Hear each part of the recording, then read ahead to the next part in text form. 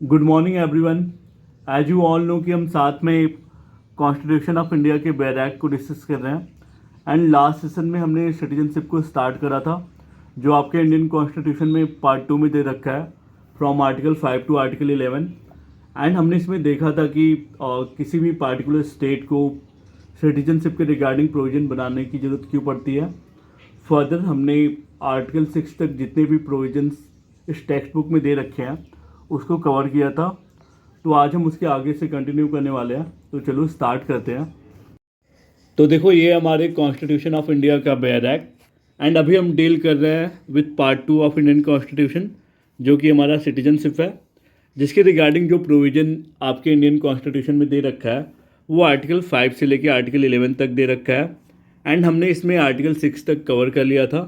तो आज हम आर्टिकल 7 को स्टार्ट कर रहे हैं। तो देखो जो आर्टिकल 7 आपके इंडियन कॉन्स्टिट्यूशन का है वो क्या कहता है, rights of citizenship of certain migrants to Pakistan. This means कि जो आर्टिकल 7 आपके इंडियन कॉन्स्टिट्यूशन का है वो उन माइग्रेंट्स के सिटीजनशिप के राइट के बारे में है, उन माइग्रेंट्स के सिटीजनशिप के राइट्स के बारे में है जो इंडिया की टेरिटरी से अब पाकिस्तान में माइग्रेट हो गया है ना। तो देखो, notwithstanding anything in Article 5 and 6, a person who has, after the first day of March 1947, migrated from the territory of India to the territory now included in Pakistan shall not be deemed to be a citizen of India।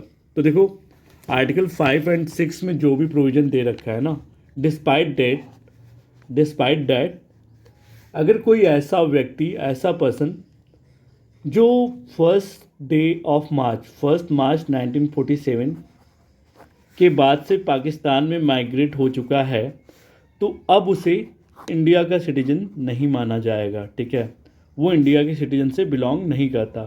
ठीक, provided that nothing in this article shall apply to a person who having so migrated to the territory now included in Pakistan has returned to the territory of India under a permit of resettlement, a permanent return issued by or under the authority of any law, and every such person shall, for the purpose of clause B of Article 6, be deemed to have migrated to the territory of India after the 19th day of July 1948।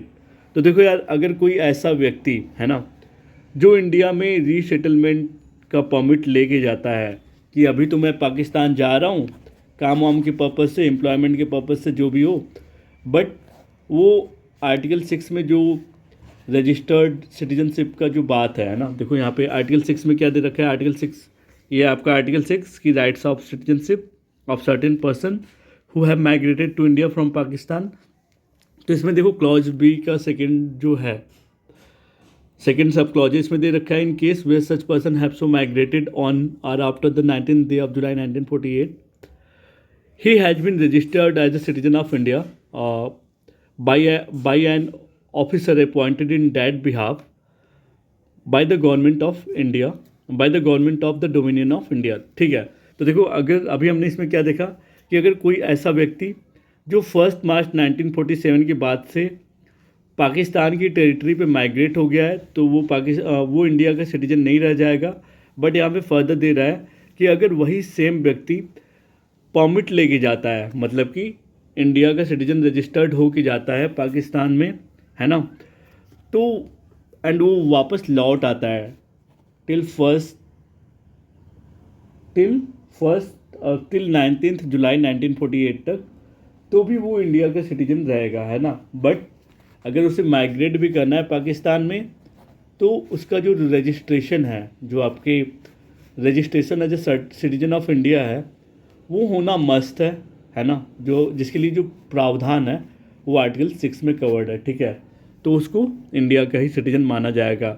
But अगर उसके पास वो अगर registered citizen नहीं है India का तो उसको shall not be deemed to be a citizen of India, उसे इंडिया का सिटीजन नहीं माना जाएगा। ठीक है, नाउ आर्टिकल 8 में देखो, rights of citizenship of certain persons of Indian origin residing outside India. तो इसमें देखो इसमें उन सिटीजन के राइट के बारे में है, मतलब उन लोगों की सिटीजनशिप के राइट के बारे में है जो इंडियन ओरिजिन के तो हैं बट इंडिया के बाहर कहीं रह रहे हैं, ठीक है।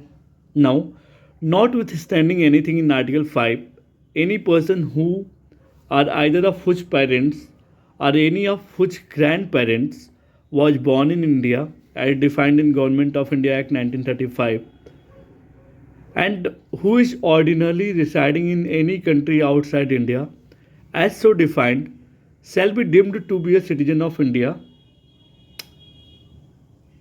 has been registered as a citizen of India by the diplomatic or consular representative of India in the country। तो देखो यार, आर्टिकल 8 जो है वो बेसिकली उन सिटीजन के राइट्स के बारे में है जो इंडिया के ही सिटीजन हैं बट वो किसी और कंट्री में रह रहे हैं, ठीक है। तो उनको इंडिया का सिटीजन तभी माना जाएगा जब वो रजिस्टर्ड रहेंगे, है ना। मतलब इंडिया के जितने भी डिप्लोमेट्स हैं, ठीक है, वो अगर उनको इंडिया का नागरिक के तौर पे उन्हें रजिस्टर करेंगे तभी उनको इंडिया का सिटीजन माना जाएगा, है ना।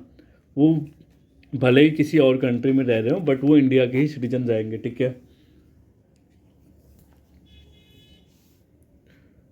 ठीक है, in the form of final prescribe, ठीक है। तो मतलब जो भी गवर्नमेंट ऑफ इंडिया जो है, जो भी डिप्लोमेटिक हमारे ऑफिसर हैं उनके लिए जो भी मतलब ऐसे सिटीजन के लिए जो भी प्रोविज़न बनाएगी जो इंडिया से बाहर रह रहे हैं तो उनका वो किसके अंडरशिप में रहेंगे, जो इंडिया के डिप्लोमेट हैं, है ना। जैसे हमारे फॉरेन मिनिस्टर्स होते हैं, ठीक है। Now article 9 of Indian constitution says persons voluntarily acquiring citizenship of a foreign state not to be a citizen of India। तो देखो आर्टिकल 9 जो है ये उन पर्सन की सिटीजनशिप के राइट के बारे में है जो वॉलंटरली किसी और देश की नागरिकता ले लेते हैं, है ना। तो ऐसे पर्सन जो है वो इंडिया के सिटीजन नहीं रह जाएंगे, ठीक है। तो आर्टिकल 9 में यही दे रखा है। तो इसमें देखो, no person shall be a citizen of India by virtue of article 5 or be deemed to be a citizen of India by virtue of article 6 और article 8 if he has voluntarily acquired the citizenship of any foreign state. तो देखो, भले ही वो person India में पैदा हुआ हो या फिर उसने रजिस्ट्रेशन करा रखा हो बट अगर वो पर्सन जो है वो किसी और कंट्री में जाके वहाँ की सिटीजनशिप ले लेता है ना, तो वो इंडिया का सिटीजन नहीं रह जाएगा, ठीक है। तो वो इंडिया का नागरिक नहीं रह जाएगा। इसके लिए कौन सा आर्टिकल कहता है, article 9। Now continuance of the rights of citizenship, every person who is are deemed to be a citizen of India under any of the foregoing provisions of this part shall be subject to the provisions of any law that may be made by Parliament continue to be such citizen। ठीक है। तो देखो, आपने अभी तक जितने भी provisions पढ़े फ्रॉम आर्टिकल 5 टू आर्टिकल 9, है ना, उसमें जो भी लॉ दिए हो, ठीक है, वो पार्लियामेंट ही डिसाइड करेगा कि आपके सिटीजनशिप के लिए क्या रिजनेबल राइट्स होना चाहिए, ठीक है। ये कौन डिसाइड करेगा, पार्लियामेंट। तो इसके लिए जो प्रोविज़न है वो आर्टिकल 10 में दे रखा है कि अगर आपको इंडिया का सिटीजनशिप का राइट्स चाहिए तो उसके लिए जो प्रावधान है वो पार्लियामेंट डिसाइड करेगी, ठीक है। नाउ आर्टिकल 11 देखो, last article of citizenship, parliament to regulate the right of citizenship by law. तो इसमें देखो, तो इसमें अभी हमने पढ़ा ना, पार्लियामेंट ही रेगुलेट कर रही है यहाँ भी। तो यहाँ भी देखो, जो पार्लियामेंट है उसको कॉन्स्टिट्यूशन ऑफ इंडिया एम्पावर करता है कि वो रेगुलेट कर सकता है right of citizenship by law. तो इसमें लिखा है, nothing in the foregoing provisions of this part shall derogate from the power of parliament to make any provision with respect to the acquisition and termination of citizenship and all other matters relating to citizenship. तो इसमें क्या दे रखा है कि आपका article 5 हो, 6 हो, 7 हो, 8 हो, 9 हो, है ना, 10 हो, तो ये सभी पार्लियामेंट को नहीं रोकेंगे। पार्लियामेंट को कोई रोक नहीं सकता कि वो सिटीजनशिप के रिगार्डिंग, मतलब पार्लियामेंट का जैसा मन होगा, रिजनेबल, है ना, पर रीजनेबल राइट्स बना देगा सिटीजनशिप के लिए, ठीक है। So that's for today. अगला हमारा होगा फंडामेंटल राइट्स।